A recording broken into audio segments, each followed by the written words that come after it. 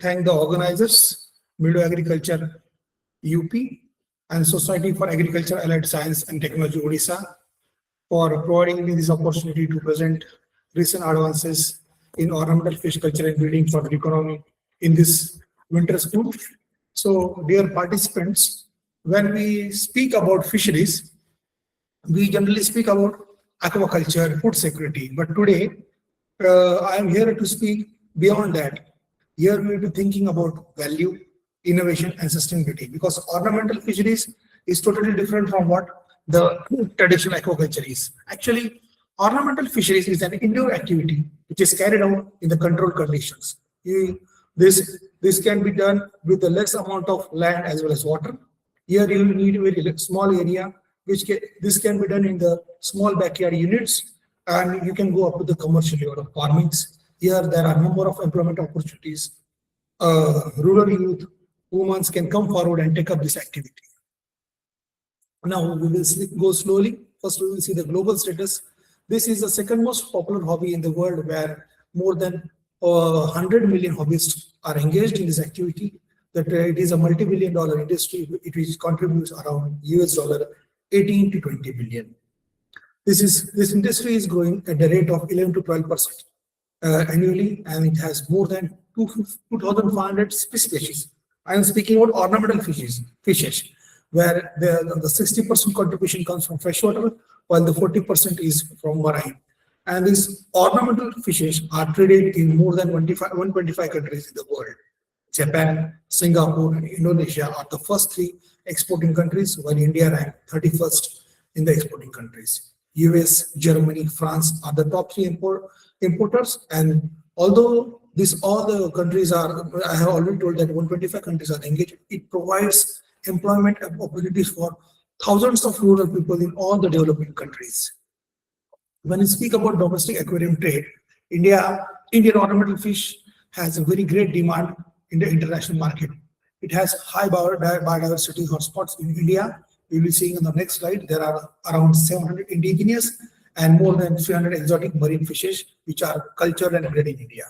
80% trade is from freshwater, while the 20% is from brackish water and marine water.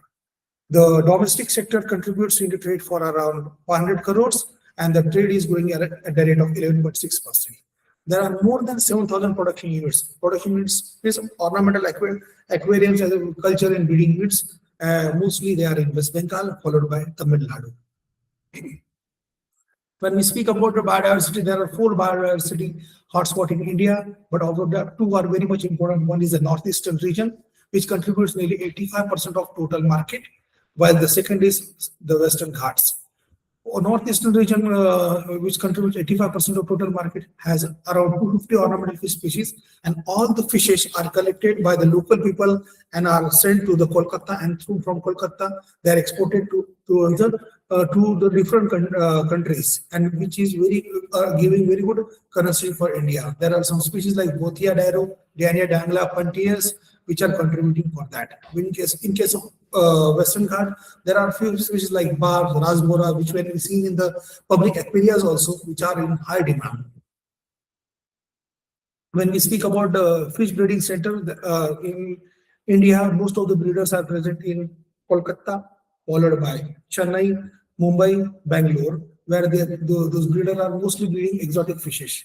If you think about Kolkata, people are breeding all the fishes which are available in the vicinity, while in Chennai, they are breeding large ornamental fishes and they are culturing in the traditional aquaculture ponds. In Mumbai, as there is a shortage of space, people are breeding high-value species like discus, dollar, and arowana. There are around 13 indigenous freshwater ornamental fish species which are successfully bred, mostly in backyard breeding and rearing units, which are of small size, and people are coming together and doing this in the cluster-based farming. And because of this, there are some ornamental fish villages in Odisha, West Bengal, and northeastern states. Goldfish is the highest preferred fish among the hobbies, and it is very much dominant in India. This is about marine ornamental fishes. Normally, I can say that there is a hatchery technology developed for 14 species by Central Marine Fisheries Institute, which is in Kochi. That they are also having one project, National Network Research Project, which is led by them, and it has 7 collaborating fisheries research institutes. Green certification for marine ornamental fish has also been initiated, and it is in progress. Now, when we think about ornamental fisheries in blue economy paradigm, actually, this blue economy concept is for, because it is this is for sustainable use of aquatic resources for economic growth. Then it is like ecosystem conservation. We are collecting the fish, we are breeding it, we are conserving it, and it is also providing the livelihood nutrition for peoples. Here, there is a low carbon footprint because the FCR of the fish as compared to the other animal is low and resource efficient. This is a resource efficient aquaculture system. Then why ornamental fisheries fit perfectly to this? Because it is high value. Here, the value is for the color, not for the weight. So high value and low biomass production. And here we require what we have already stated in the first slide, that less amount of land as well as water requirement. It can be done in the backyard, and it has a strong export orientation. Global policy framework. It is under the framework of worldwide blue economy as well as FAO sustainable guidelines, and it represents a good model for the blue economy.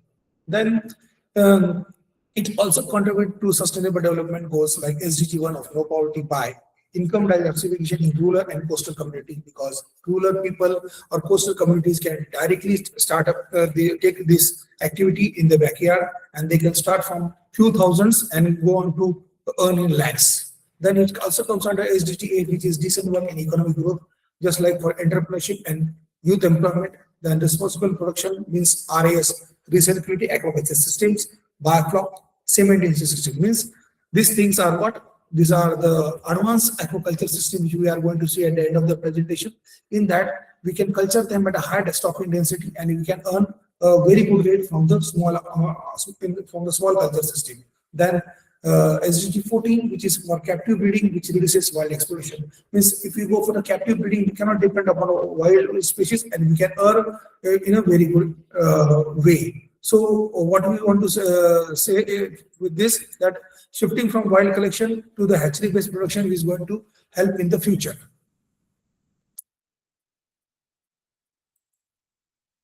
Now we will see one by one how the recent advances are in ornamental fish nutrition, which will be it will be followed by the ornamental fish advances in ornamental fish genetics and breeding, and then ornamental fish culture and breeding practices. The first part, we will see nutrition framework for ornamental fishes, protein and amino acids, which are very essential for the tissue repair and enzyme function, and optimal protein digestibility is around 70 to 85% in the aquaria. It also requires lipids and fatty acids like omega-3 and omega-6 for the membrane integrity, coloration, and reproduction in tropical species, while vitamin and minerals are also important for their immunity and skeletal development. Color enhancer like carotenoid pigmentation is very much important, and natural carotenoids also are used, and while there is recent research is going on by extracting carotenoids from what we say fruits, vegetables, and flowers, and which is successfully given the colors pigmentation to the various ornamental fishes, especially for discus, koi, and goldfish. Then main technological innovation in case of ornamental fish nutrition is that they have transformed how they are transformed the ornamental fish diet. Traditional ornamental fish diet is what just we are taking some protein source and lipid source, we are just mixing it, and we are just broadcasting it into the pond. But now the advances have taken place, and due to the intensive culture practices, we can see that microencapsulation diets have come, where nutrients are encased in the shells, and that protect vitamins from oxidation and ensure target nutrient delivery into the gut. Then there are probiotics and prebiotics like live lactobacillus and bacillus strains, which enhance the digestion of fish. Then it also helps aids to improve the immunity and water quality by reducing the ammonia excreting pathogen. This is the role of probiotics and prebiotics. Then recently, since last 5-6 years, you can see there are many research papers coming upon on the role of insect meal, because it is seen as an alternative for the traditional fish meal, and this is coming up as a good activity. Here there is a very good chance that in future, if the black soldier fly is cultured in a large number, it will be able to replace fish meal at least up to 50%. Then algal based lipid diets are also coming. Then other than that, there is a species specific diet, because initially what we used to do, the diet, this is a fish feed which was given to all the fish. Now after studying all the fishes, fish biology and fish nutrition, species specific diets at also as per their age is coming into the market, and we can see that. Then now also there are low release pellets. Slow release pellets, the usefulness is that they have been prepared by using advanced binders, and the use of advanced binder is that it has very good buoyancy, and because of that it sinks very late, so fish can consume that, so you can avoid the wastage of feed. With that, that is we can continue with that. There is something about live feed innovations. Initially, when we culture the fishes in traditional ponds, we develop upon we depend upon the phytoplankton, zooplankton, which are present in ponds. But as we are advancing and we are culturing them in the intensive culture system, but this fish still needs those phytoplankton and zooplankton because that is their stable diet. So what is happening that this phytoplankton, zooplanktons, right, or the worms which are available in nature are now freeze-dried and are provided to the fishes. They are easily available into the ornamental fish shops, which you can get from there. Then there are some benefits of using spirulina like microalgae in ornamental fish nutrition, because it is rich in beta carotene, astaxanthin, and lutein, which helps to improve the coloration. As the main objective in ornamental fish is to improve the color, and spirulina is mainly helping it to improve the color, and it is also helping to improve the survival rate. Then specific nutrition advances. There are three examples. One is about koi carp, which is mostly, you can see, you visit many hospital, hotels, you can see the ornamental fish aquaria over there. You will find goldfish or koi carp mostly in that tank. So koi carp is a species which is found all over the world. It can be cultured at lower temperature as well as higher temperature, so it doesn't have that problem. But when we are culturing that at below temperatures, in foreign where temperature goes below 15 degrees Celsius, they are preparing wheat germ based diets, which is helping to preserve their digestive health. Otherwise, what is happening is that if we don't preserve the digestive health, you will see the immunity is going down, and they may show the negative growth. There is a spirulina and astaxanthin supplementation, which is giving them red-orange pigmentation. So because of this, we can get very good pigmentation also. While there is a discus, which is a high value species, it requires high animal protein, and for that, if you are culturing it in a captivity, we need to provide it with a bloodworm or goat herd or beef herd analogs which support the growth. Then vitamin C fortification is also used, which reduces the susceptibility of bacteria in soft and acidic water. Then this is also about marine reef fish, where you can use zooplankton mimicking microdiets, or we can use Artemia enriched, Artemia nopli, which is very standard for the larvae. Actually, one more important thing is that if we are culturing marine fish, Artemia nopli is very much essential. But with that, if you give vitamin enriched Artemia nopli, it is good for their health, overall health. What we can take from this, that the future of ornamental fish nutrition is that we have to go and prepare more specific diets. And then I also told about particular lifestyle, because the nutrient requirement of all the fishes at different stages is different. The young ones, the growers, and the finishers, they will be having the different diets. Then you need to find for a sustainable ingredient space, you need to find the replacements for insects, algae, and those things which are coming forward. We have to go and do more research in that. Then for color enhancement through the natural carotenoids, there are natural carotenoids, but we need to find and get extract carotenoids from the other resources which are available in the nature. Now, once we have done with the nutrition, now we will be moving towards ornamental fish genetics and breeding. In this, we will be discussing mainly 3-4 technologies. One is about selective breeding, another is about sex reversal technology, then hybridization and transgenic fish. These are the four most important pillars in case of genetic advances in ornamental fisheries, because selective breeding is mostly done for something, some quality trait, right? It is here these quality traits are mainly oligogenic characters like color, form, fin morphology. Ornamental fish, which has demand in ornamental fish market only because first because of color. If fish is of nearly 10 centimeter but it doesn't have color, nobody will purchase it. It may be sold for less than 10 rupees. But a small fish with a good coloration or bright coloration and good finnage means fins structure, will be sold in thousands also. There are some fishes that you may check on Google also. In the Japanese market, they are sold in millions also because of that finnage and coloration. Then there is a sex reversal technology, where mostly sex reversal technology is done through hormonal and genetic manipulation to produce monosex population. Hormonal means 17 alpha methyl testosterone is mostly used in ornamental fishery sector, where in ornamental fishes mostly what they want to do is that as males are more colorful than the females, they want to go for all male population. Why? Because ornamental fishes are very small and they get mature within, means some of the species get mature within 3 to 4 months, while other within a year. So what is happening that as they are maturing very early, female is not having that much bright coloration, while male are having very bright coloration, because whatever energy is getting by the feed, female is using that for the gonadal development. That's why females are pale and males are more brighter. So as this ornamental fishery sector is about hobbies, so they are preferring more males because they are, when we are keeping in the fishes in aquariums, we are not going generally for breeding, because if you want to go for a breeding, we should have the larger breeding units. Then there is about hybridization.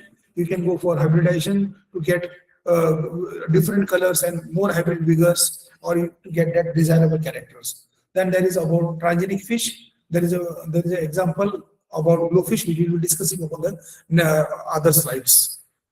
So what is selective breeding? Selective breeding is for selection of superiorly performing individuals we are doing. Actually, it is for the development and production of new, colorful and attractive varieties of ornamental fish. So initially what we are doing, we are selecting that particular phenotype.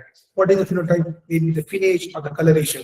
Then we are segregating those fishes, then we are rearing them, and then we are going for the control mating. After control mating, after 1 or 2 generations, we will be getting that particular trait, and we are again segregating them, and after maybe 7 or 8 generations, we will be getting that in the more numbers. Then these notable achievements have been done on the different species all over the world, mostly in koi carp. You can put that koi carp in the Google, and you can see there are different color patterns of koi carp which are found in India, but mostly all those colors have come from Japan. That's why they are called as Japanese koi carp. Then betta splendens, this is a fish which is coming from Thailand, but which is cultured and bred in India. It is commonly called as fighter fish. It is popular because of that finished structure, and mostly they are kept in the small enclosure because they are, as the name indicates, fighter fish. They are very active, and they fight with the other individuals which are present in the tank. Then there is a goldfish. About this goldfish, I think here it is here. This is the original color of goldfish 4 or 5 centuries back, but due to this selective breeding and then use of pigmented feed, the goldfish has got the color. And then this is at the top, you can see there are the different fishes. There are also the different variety of goldfish. All are goldfish, but they are having different structures, and there is some advancement like fin modification, skeleton modification, and they have got different names. Then there is a guppy, which is the most cultured fish, ornamental fish, because it is a live bearer. Because all other fishes are giving eggs, while this is giving live bearer, so it is very easy to culture for the culture. So starters can go with guppy, moli, swordtail, or patty. Then there is a discus fish. This was all about world, but this is one example of our India. In India also, Central Institute of Freshwater Aquaculture has developed the new variety through selective breeding. It is called as shining barb. This variety was developed from rosy barb by Dr. Suraj Kumar Swami, ex-director of SIFA. Here, what happened that the male was red in color, while female was yellow in color. So he selected bright males, and that they had one spot. And after that, he went for selective breeding. After 7-8 generation, he got that in good numbers, and then this technology was released at NASC complex, New Delhi in 2013. Then about sex reversal technology. Why we go for sex reversal technology? I had already told you in that earlier slide, because we want all male or all female population. Why? In case of ornamental fishes, the color is important, so that's why all male population is mostly targeted, right? Then other thing is that if you go for all male population, it is also good because if we keep them together, male and female, they will go for reproduction, and most of the energy will be channelized for the reproduction. So fish will not grow, and they will also lose that color. That's why this all male or all female stock will help us to control the reproduction also, and there is the growth advantage. So if we are not keeping male and female together, we are keeping we are controlling the reproduction. So automatically the fishes will grow. What are the methods for sex reversal? Earlier I have told you hormonal sex reversal, 17-alpha-methyl-testosterone. It is an androgen which is used. Most probably I have already told you that there are some live fishes. So for first 30 days they are in undifferentiated state. Undifferentiated state means what? For first 30 days, larvae will neither be male or female. After 30 days, that will be converting into male or female. So for that first 30 days, if you feed them with hormone, that 17-alpha-methyl-testosterone hormone in fish feed, there is a chance you can get a good male number. There are reports that people have got, researchers have got up to 100% of male population. Then you can go by chromosome manipulation and different strategies. Then you can go for hybridization. Mostly hybridization is done for the food fishes, but there are also some ornamental fishes like cichlids, which are in large number, mostly in African region. They go for this hybridization. In captivity, you can go for goldfish and swordtail. If we are having, because goldfish and swordtails have n number of varieties, so we can particularly select that particular lineage or particular characteristics, and you go for the hybridization. And transgenic fish. This is means you can see at the top on the right hand side there is a picture of that transgenic fishes. This is a success story from National University of Singapore. Early 2000s, they had developed this technology. What they did, they extracted green fluorescent protein from jellyfish and inserted it into the zebrafish embryos, and they got this kind of fish. This fish, which is shown to you at the top side, it is widow tetrafish. Originally, it is gray in color. It doesn't attract that much customers, but after going through this technology, now they are having very good market, and you can see if you are visiting aquarium shop, you can see them in a large numbers. Now this fish, so not this technology has developed very nicely, and it is available in 13 colors, and not only in that widow tetras, but zebrafish, barbs, daniels, and flavios. Means they have chosen those fishes which were either of low cost. So by adding these genes, what has happened? The cost is increased, and so you can go and culture them. The first transgenic animal was approved by USA in 2003. Actually, this technology was developed by Singapore, but was sold to USA. And USA started this sale. These are the different techniques: micro-injection, electrophoration, and those things you can go do. But there is a thing that transgenic fish are banned in European Union and several Asian countries. It is also banned in our country, but still ornamental fish keepers are keeping it. But you should not go do it at a large scale. But still, people can do it in captivity. The thing, it is banned because this is a transgenic fish, so it should not go directly into the nature. It should not be released into nature. That's why government has not given the permission. But you still people are keeping it in the home, as it is increasing the aesthetic value of the house. This is a comparative evaluation of these breeding technologies, so I will not discuss in detail, but just I will like to say that if you are going for selective breeding program, it may take 5 to 20 years. But why there is a variation 5 to 20 years. If you are choosing ornamental fishes as they are small compared to the food fishes, they have short lifespan. If they are having short lifespan, that means they are getting maturity at earlier stage. That's why within 4 or 5 years, you are able to get that particular character in the vast number, and you can go for and you can release your technology. Sex reversal is like in one generation. Whatever you are feeding, like 17 alpha methyl testosterone, if you are going through, if you are starting feeding from day one, means when the larvae is born or fry is born, you will be getting very good success. If you start this maybe after 7 or 8 days, you might get late. This is what about road height and the genetics. Then ornamental fish culture technologies. There are different technologies like recircular aquaculture system, biofloc, aquaponics. These three are intensive aquaculture techniques which are practiced all over the world. And India, although we don't need this at the present moment because there is enough or ample amount of water resources in India which are untouched, or we can say untapped. But these are the things, these are the technologies which are useful for the urban people, and because they have very small area, in that they can go for this. Then the culture of ornamented aquatic plants is taking place, and with that they are culturing fishes also. And there is inland saline area in India, in many states like Punjab, Haryana, Rajasthan, Maharashtra, Madhya Pradesh, where we can go and culture this. Because what is happening, because of inland saline areas, the areas the agricultural land is going, means farmers are not able to utilize it. And if the farmers are not having enough money, with some thousands of rupees, they can start ornamental fish culture in inland saline area, and they can utilize that land. We will be seeing all these technologies one by one.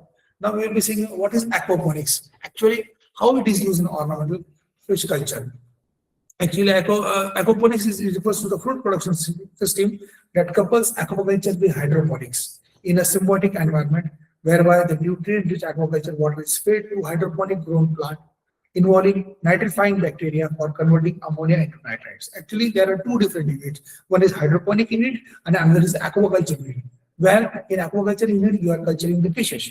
But if you are going for a small unit, you should go for ornamental fishes, because food fish will require large amount of land. So I will tell you to go with the ornamental fishes. In ornamental fishes also, you have to choose those fishes which produce more fecal matter. So if you are going for aquaponics, koi carp, goldfish, which produce more fecal matter, are preferred fish for the aquaponics. Then the water from this the aquaculture unit is circulated through the hydroponics. So the roots are suspended in the water, so that those roots absorb the essential nutrients, and the plant culture also takes place. Here, the microbes are there which are converting waste into fertilizers for plants. These are, on the left side, you can see these are the ornamental fishes which are cultured in the aquaponics units, while these are the vegetable which are mostly cultured. You can see at the top that is a goldfish, koi carp, followed by guppy, gurami, then tetras, and you can see here capsicum, lettuce, pisum, satawan, cucumber, spinach, and mostly you can see that fruit crops can be taken in winter, while this spinach and those things are taken in summer in the aquaponics unit.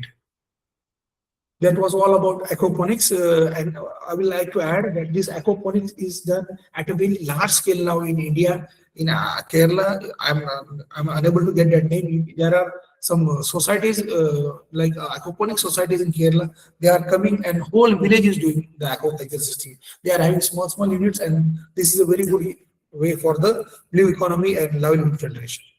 Just like aquaponics, there is another technology which is biofloc system. Biofloc technology is considered as a new clean since nutrients in this what we say tank or culture medium are recycled and reused, and they are giving major benefit.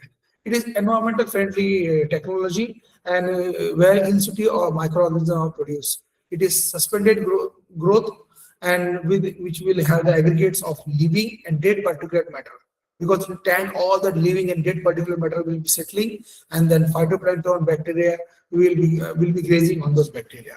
The types of biofloc you can see, based on the contributing microorganism, there are two types of biofloc. One is a green and one is a brown biofloc. Green means they are having more phytoplanktons, while brown flocks are more heterotrophic and give better stability to pond. And mostly this is used for shrimp cultures. While for ornamental fishes, you can have a small biofloc unit, which I think will be on the next slide. Here there is a CN ratio 10 to 15 as to 1. Suitability in BFT. Fish species should be hardy in nature. Why?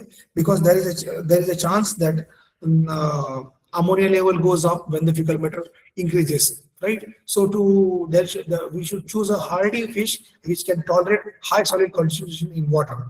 Which ornamental fishes can be cultured? Again, ornamental fish like goldfish, Onkar, NGL, albino pangas, magoon, and like live bearers fish are cultured. What should be the stocking density? As these are very small in size, the recommended density is 35 to 50 numbers per meter cube, but farmers are culturing more than that. Biofloc volume, actually I cannot explain directly because it's a huge topic, but there is, you need to check by the that how much biofloc is there. You need 10 to 20 ml of biofloc in 1 liter of water. It is measured by a MOF cone. That is a cone which is easily available in the market. What are the external carbon sources like molasses, glucose, tapioca for like jaggery, and rice bran are the external carbon sources which are used to increase the carbon. Advantages of ornamental fish culture in semi-biofloc system. Now that was all about biofloc system. Now, as a India, we can go for a semi one, and what we have done that biofloc system or intense heterotrophic culture system. Here in semi-biofloc system, you have to gently switch from autotrophic to mesotrophic. Carefully, you have to balance this bacteria. Biofloc made of green algae and bacteria. So here the balance is mainly between phytoplankton and bacteria in order to 30 to 40% of autotrophs, while the 60 to 70% is heterotroph. And it can be done in the pond water also. It helps for immunity enhancement, growth enhancement, and color enhancement.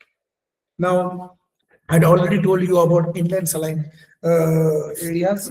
In India, nearly now it has increased. Nearly 8.62 million hectare of land is affected by soil salinity. Mostly these soil affected lands are from UP, Bihar, Delhi, Punjab, Haryana, Rajasthan, Gujarat, West Bengal, etc. Here, this ornamental fish culture has huge potential as it can be done in the small scale backyard units, because farmers in this area are not having enough money, so they can start with this activity and they can utilize that barren land. There are some marine ornamental fishes also which has high demand and can be cultured in this area because that is an inland saline area, and few of the parameters are similar to the marine, not all, but few. So they can go from the small scale and they can check which ornamental fishes, marine ornamental fishes can be cultured in the inland saline area. There are few reports that damselfish and clownfish are, which are the marine fishes which are successfully cultured in this inland area. But from freshwater, these live bearers, molly, swordtail, guppy, patty, and one from the egg layers, goldfish and koi carp, have been successfully reared in Punjab and Haryana up to 10 to 15 ppt. Then we will be moving towards ornamental aquatic plants. Aquatic plants are adapted to live in aquatic environments. They are very much adaptable. Now, propagation of ornamental aquatic plants is recognized as one of the powerful tools and growing industry in the aquarium trade in many parts of the world. Aquatic plant provides a number of houses to fish inside the aquarium, and it provides biological balance besides creating biotop aquarium. With the rising number of hobbies, the opportunities of entrepreneurship development in these fields are also increasing. Ornamental aquatic plants. Actually, in nature, ornamental fish or fish doesn't live alone. They live in the nature where they are having these ornamental aquatic plants. If in aquaria also, if we culture them with ornamental aquatic plants and we make one biotop aquarium, what will happen? Fish will get that natural color. fish, what happens that fish, these plants require nitrogen. So how they get that nitrogen? The fish fecal matter will provide them nitrogen, which will help them to grow, and then fish will get the color from, because of that natural aquarium, they will be getting the color from that. With the rising number of hobbyists, what is happening that ornamental aquatic plants culture units are also coming. Actually, before Corona, before pandemic, that was very less number, but you can use put ornamental aquatic plant in Google. There are many firms in Kerala, Tamil Nadu, and Bengal which are providing you ornamental aquatic plants through the courier. These are ornamental aquatic plants. You can see these are the different varieties which are cultured. You can see waterbird, water wisteria. This is Kabamba. This is the world #1 ornamental aquatic plant which is preferred by hobbyists. This is Pistia, which is, you can see in your rivers and lakes. This is from the ornamental aquatic nursery which I had in my earlier institute where I worked in BASU, College of Fisheries, BASU, Ludhiana.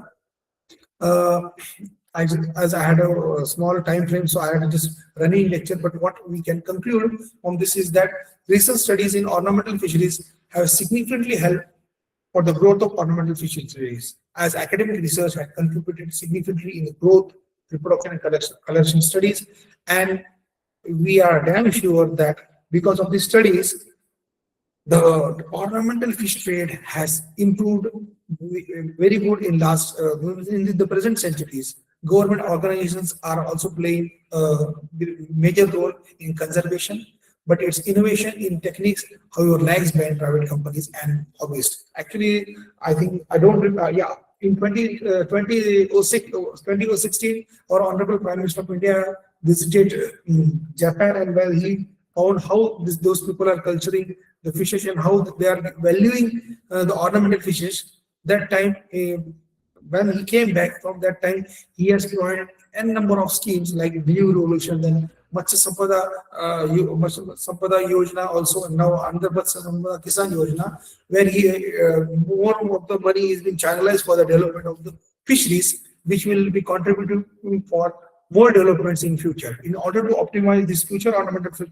production, synergetic partnerships between academic research institutes and private PPP modes are needed, and the entrepreneurial skills of farmers need to be developed. For that, they need to get trainings from SAUs, central institutes, or fishery departments, state fishery departments, so they can gain that skill, and they can go for the employment, or they can start their own business and go for the revenue generation. It will also help to contribute the Indian currency because of this ornamental fish sector, and this will also help in development for improving the socio-economic strata of the farmers and for doubling the farmers' income in the small space. So before I finish, I will just like to tell you which are the livelihood opportunities in ornamental fish generation of sustainable direct employment. You can go for a direct employment because of this sector. Then you can go for a self-employment.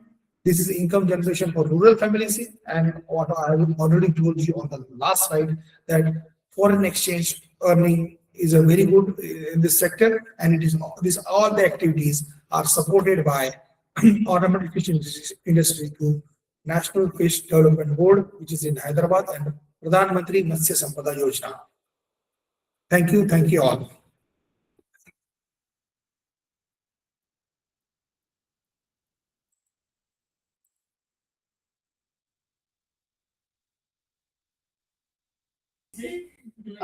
Sir, thank you so much, sir. Thank you very much. Thank you very much for providing this opportunity. I will again thank you, Meadow Agriculture, for this.